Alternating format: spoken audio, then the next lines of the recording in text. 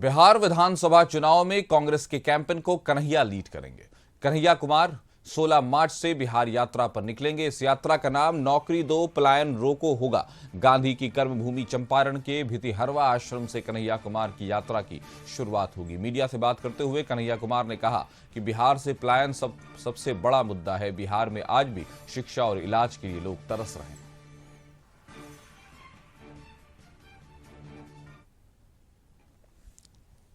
गांधी बना दिया वो धरती जो बुद्ध को ज्ञान हुआ बिहार आकर, जहां पे अशोक पैदा हुआ। इतनी गौरवशाली परंपरा के बाद आज हम गाली कैसे बन गए? इसकी कोई तो वजह होगी। हम चाहते हैं कि वो वजह ये है कि बिहार में शिक्षा की हालत खराब है, नौकरी की हालत खराब है, और शिक्षा और नौकरी की हालत खराब होने के चलते ही लोग पलायन होने को मजबूर हैं।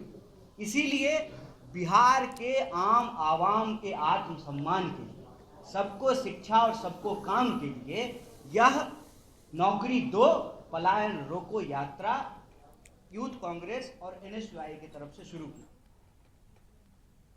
बिहार विधानसभा चुनाव में कांग्रेस के कैंपेन को कन्हैया कुमार लीड करेंगे। कन्हैया कुमार 16 मार्च से बिहार यात्रा पर निकलेंगे। इस यात्रा का नाम नौकरी दो पलायन रोको होगा। गांधी की कर्मभूमि चंपारण के भितिहरवा आश्रम से कन्हैया कुमार की यात्रा की शुरुआत होगी। मीडिया से बात करते हुए कन्हैया कुमार ने कहा कि बिहार में पलायन सबसे बड़ा मुद्दा है। बिहार में आज भी शिक्षा और इलाज के लिए लोग तरस रहे हैं।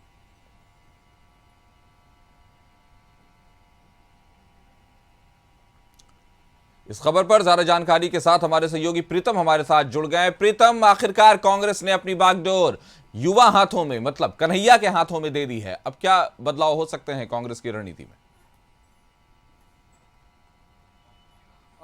देखिए काशिफ, सबसे बड़ी बात यह है कि जिस चीज को कांग्रेस कल तक छिपे रूप से कर रही थी, या यूं कहें कि लालू यादव या तेजस्वी यादव का जो दबाव था कांग्रेस के ऊपर कि वो किसी युवा लीडरशिप का आगे नहीं करे, आखिर उस दबाव को दरकिनार करते हुए कांग्रेस ने कन्हैया, जो जाति से भूमिहार है, बोलना पड़ता है, हालांकि ऐसे शब्दों का इस्तेमाल नहीं करना चाहिए, लेकिन चूंकि बिहार में सब कुछ राजनीति के हिसाब से तय होता है, इसलिए अब कन्हैया को आगे किया गया है। कन्हैया जेएनयू के छात्र संघ के अध्यक्ष रहे हैं, बढ़िया जानकार हैं, बढ़िया बोलते हैं, सभी विषयों पर उनकी पकड़ है, एक उनकी छवि रही है, जुझारू उनकी छवि रही है। आपको याद होगा साल 2019 में जब उन्हें कन्हैया को सीपीआई ने टिकट दिया था बेगूसराय से, तो फिर आरजेडी ने वहां पे उम्मीदवार उतारा था और इस वजह से गिरिराज सिंह का रास्ता काफी आसान हो गया था लोकसभा चुनाव जीतने में। लेकिन अब चूंकि कन्हैया कांग्रेस में शामिल हुए हैं, उनके लोग शामिल हुए हैं, कन्हैया को बड़े रोल की अपेक्षा बिहार में थी और अब बड़ा रोल उनको दिया गया है। कन्हैया को चाहिए होगा कि जो युवा है, जिनमें इन सरकार के प्रति नाराजगी है, जो पलायन रोकने की मांग कर रहे हैं, जो रोजगार की मांग कर रहे हैं, रोजगार मतलब केवल सरकारी नौकरी नहीं बल्कि अन्य जो क्षेत्र हैं, उद्योग है, सेवा है, कृषि है, अन्य क्षेत्रों में जिस तरह से रोजगार की मांग कर रहे हैं, इन सभी मांगों को समेकित रूप से उठाते हुए वो अगले 6 महीने में इस तरह का वातावरण तैयार करें जहां से कांग्रेस के लिए लड़ाई आसान हो, कांग्रेस के लिए संभावना आसान हो। और जिस बेगूसराय बेल्ट से वो आते हैं, वो बेगूसराय बेल्ट अभी फिलहाल भाजपा का धीरे धीरे वो गढ़ बनता जा रहा है। वो कभी कम्युनिस्टों का गढ़ था, कभी कांग्रेस का गढ़ था, धीरे धीरे कांग्रेस से कम्युनिस्ट की तरफ आया और कम्युनिस्ट की तरफ से अब वो भाजपा की तरफ आ रहा है। तो बेगूसराय, लखीसराय, ये इलाके हैं, नवादा, गया, जहाँ पे भूमिहार जाति के लोग रहते हैं, इन सब इलाकों में अपनी बात को पहुंचाए ताकि कांग्रेस नई तरीके से बिहार में जीवित हो। कन्हैया के पास खोने के लिए कुछ नहीं है, पाने के लिए बहुत कुछ है। वो सकारात्मक राजनीति करते हैं, सकारात्मक बात करते हैं, चीजों को समझते हैं और बेबाक तरीके से जवाब देते हैं।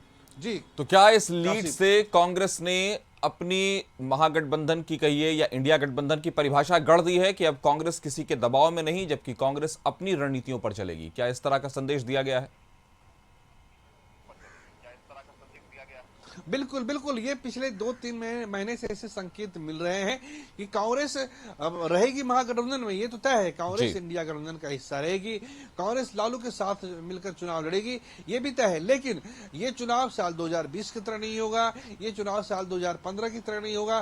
कांग्रेस अपने बूते फैसले कर सकती है, अपनी मनपसंद के लोगों को टिकट दे सकती है। वो ये तय करेगी कि उसे हारने वाली सीटें ना मिले, उसे भी जिताऊ सीटें मिले। कांग्रेस का जो वोट बैंक है, मुस्लिम, पिछड़ा और फॉरवर्ड, इन जो ये जो इलाके हैं जहां पे इन तीनों समुदाय की बहुलता है, इन तीनों समुदाय का बहुमत है, इन सीटों पे वो अपना चुनित उम्मीदवार लड़ाए और जीत कर दिखाए।